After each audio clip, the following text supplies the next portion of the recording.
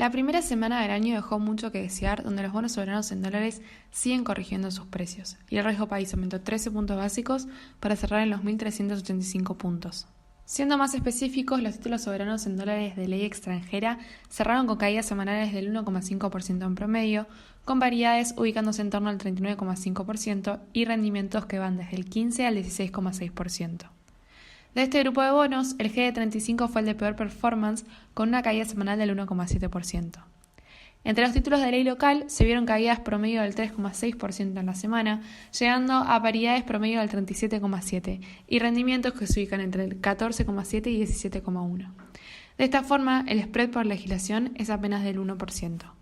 Si nos concentramos en los bonos en pesos, los ajustables por ser vieron leves subas en la semana, sobre todo en la parte corta de la curva, del 0,8% en promedio, mientras que la parte más larga registró algunos aumentos que promediaron el 2%. Los más cortos presentan rendimientos entre el menos 4 y 3% en términos reales, mientras que los más largos muestran tires del 5,5 y 10%. Por otro lado, los bonos dólar link alcanzaron caídas del 1,3 y 0,5% en la semana, con tires también negativas en dólares del menos 4 y menos 2,5 respectivamente. Esto entre el exceso de pesos en busca de cobertura frente al riesgo cambiario. Entrando en el análisis del mercado de cambios, terminamos una semana más tranquila con un volumen de negocios muy acotado dentro del segmento contado. Puntualmente se registraron operaciones por unos 149 millones de dólares promedio diario esta semana, por debajo de los 220 millones promedio diario del mes de diciembre. En este marco, el Banco Central compró divisas en 2 de las 5 primeras ruedas del año, acumulando un saldo neto positivo cercano a los 30 millones de dólares. Mantiene de esta manera la tendencia que observamos en diciembre, pero con compras a un ritmo bastante menor a los 34 millones de dólares promedio diario de dicho mes. El dólar mayorista, en tanto, sumó 10 centavos este viernes y acumuló una suba de 96 centavos en la semana, superando la corrección de la semana anterior. De esta manera se ubica hoy en los 85 pesos con 11 centavos. Por otro lado, observamos una clara tendencia creciente para los dólares financieros, con el contado avanzando 3,6% en la semana hacia los 145 pesos. El dólar bolsa sigue una tendencia similar con una suba del 4% también en los 145 pesos.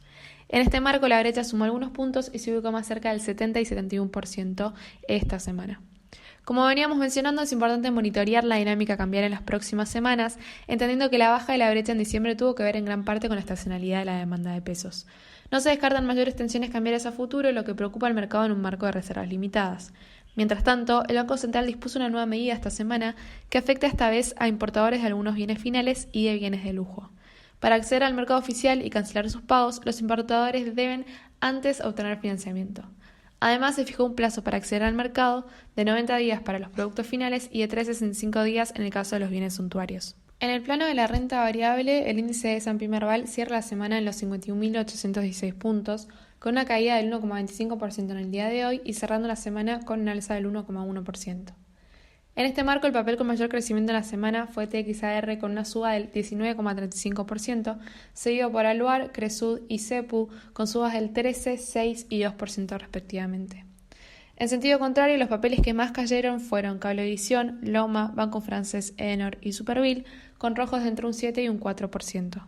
Medido en dólar CCL, el índice marcó una caída del 3,2% en la semana, cerrando los 348 puntos cuando había terminado el 2020 con los 359 puntos.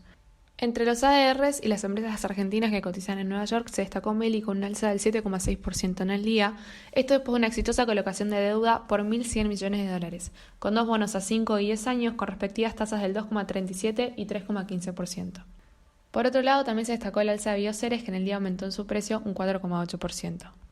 En lo internacional arrancamos el año con una semana movida en medio de jornadas tensas con el foco puesto en el plano político.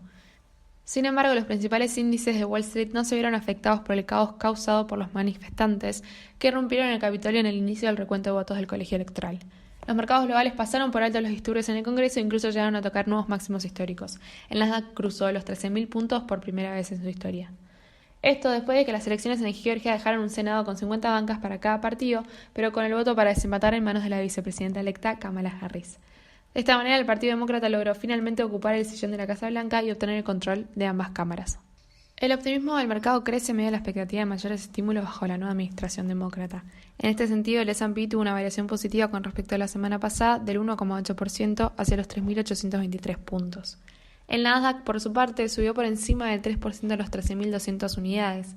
El Dow Jones también tuvo una tendencia semanal con números en verde, agregando un 1,6% hacia los 31.097 puntos. Por otro lado, el dato económico de la semana llegó este viernes con el informe de empleo del Departamento de Trabajo. Según las cifras oficiales, la economía norteamericana perdió 140.000 puestos de trabajo en diciembre, cuando el mercado esperaba una creación de 50.000 puestos nuevos. Cabe señalar que en noviembre se crearon unos 245.000 puestos de trabajo. La tasa de desempleo, en tanto, se mantuvo sin cambios en 6,7% en comparación con una estimación del 6,8%. Es importante tener en cuenta que la caída del empleo se produce en un mes complicado con aumento de casos de COVID en todo el país, que obligó a los gobiernos estatales y locales a volver a tomar medidas de aislamiento más estrictas para mitigar el rebrote. Da la impresión de que el mercado laboral se encuentra más débil quizás de lo esperado, lo que podría presionar aún más al gobierno norteamericano con respecto a nuevos estímulos fiscales. La debilidad del mercado laboral no impidió que la tasa norteamericana de 10 años se mantenga en torno al 1,1%, aumentando ampliamente con respecto al 0,93% de la semana pasada. Con los demócratas inclinados a mayores estímulos y entendiendo que la política monetaria laxa se mantendrá en los próximos meses, es lógico que sigamos viendo mayores spreads. El dólar, en cambio, se apreció esta semana para cerrar en torno a los 90 puntos. Para la semana que viene, entre los drivers de corto plazo para el mercado local están las negociaciones con el FMI. Como venimos remarcando, se presentan como el principal catalizador de la plaza local en las próximas semanas, junto a las diferentes medidas que toman o que vayan tomando el gobierno con respecto a las restricciones del movimiento en medio del creciente número de casos. Además, prestamos especial atención a la dinámica cambiaria en las próximas ruedas para entender si la menor demanda de pesos se vuelca en una brecha creciente. Un punto clave en un contexto de reservas negativas y con pocas expectativas en cuanto a la generación de divisas, entendiendo que decisiones como suspender las exportaciones de maíz empeoran aún más esta situación.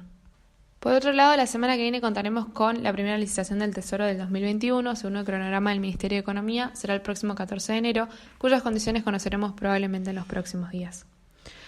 El plano político continuará siendo un tema principal en lo internacional. El clima se va calmando en Washington, pero algunos funcionarios demócratas llamaron a implementar la enmienda 25 que destituye al presidente Donald Trump de forma inmediata. Nancy Pelosi incluso llegó a hablar de un posible juicio político a solo días de la transición, el próximo 20 de enero. Después de los disturbios en el Congreso, Trump prometió una transición ordenada, pero dijo que no estará presente en el evento.